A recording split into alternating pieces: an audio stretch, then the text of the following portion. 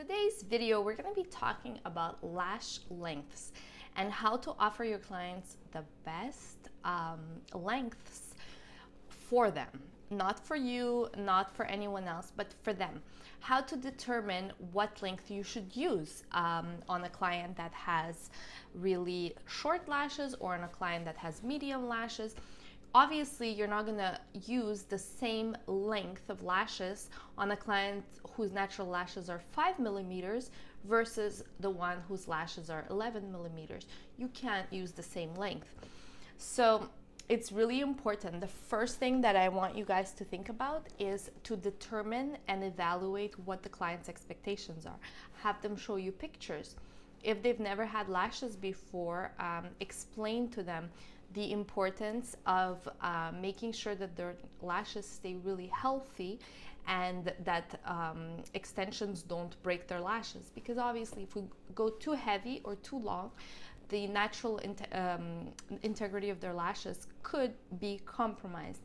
So what we like to do is on all our tweezers, we have this little ruler on the bottom, on the bottom of the tweezer, and it goes from 0 to 15 millimeters. So that's a really good way of actually quickly measuring the client's lashes and explaining to them, okay, here's the length of your lashes, and what we could do is maximum go up 3 millimeters from the length of your natural lashes.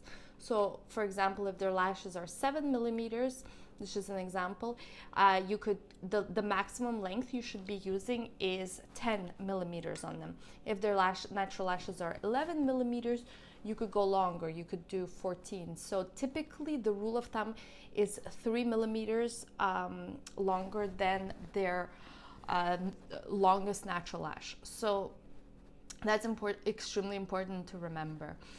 A lot of clients will tell you, oh, but I want longer. My previous lash artist did longer. So it's really important to actually explain to them that sometimes it's not the actual length of the lashes, but it is the technique that was used that made them look really full and longer. So you can use, you can actually use the metaphor of flowers. So if you put flowers in a vase and you don't cut the stem, they look much more sparse. Like in the vase, they'll look sparser. Like there's going to be much more space in between the stems, and so they're going to look less full.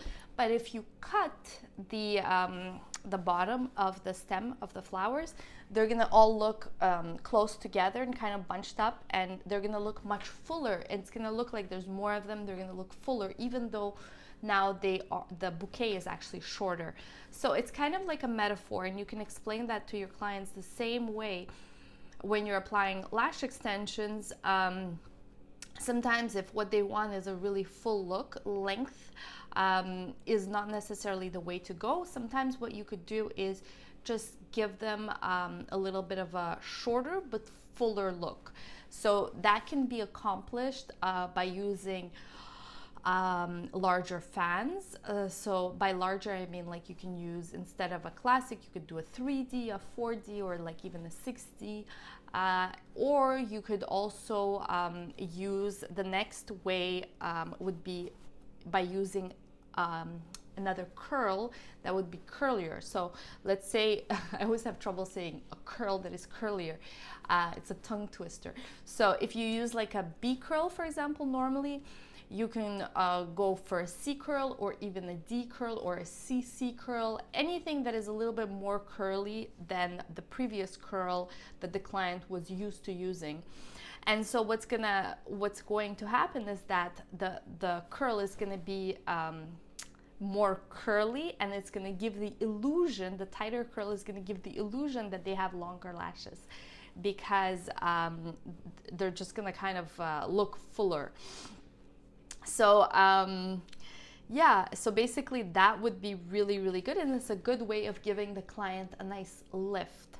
And clients typically really, really like it, but just be careful, don't overdo it. If the client is used to a B curl, don't automatically graduate them to a D curl. It might be a little bit too extreme of a change for them. Sometimes it's better to go in steps. So if they like a B curl normally, you can go to a C curl, or you can play around, and from a C curl you can go to like a CC curl.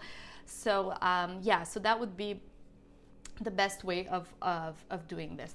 Another thing that you can recommend to your clients is going up a diameter. So for example, if they're doing classic and they usually do a 0.15 C curl, let's say, you can suggest doing a 0.18 CC curl, let's say. So going up a diameter will just visually give more fullness to the client's lashes without compromising their natural lash. So as you can see, there's lots of ways of playing around, but the length should not be longer than 3 millimeters from their natural lash. I know that some rules are meant to be broken, but this is not a rule that I think that should be necessarily broken. So just because you really don't want to have the client come back to you 2-3 weeks from the time she has her lashes done and say that they all twisted, fell out, and now her lashes are broken, you're gonna feel terrible.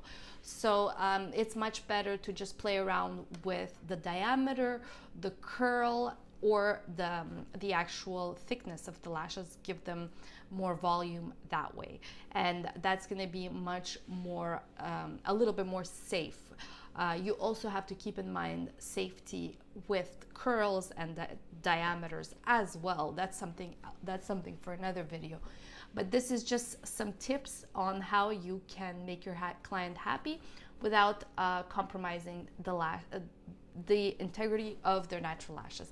So hopefully you guys like this video. Thank you so much for watching. We'll see you guys in the next video.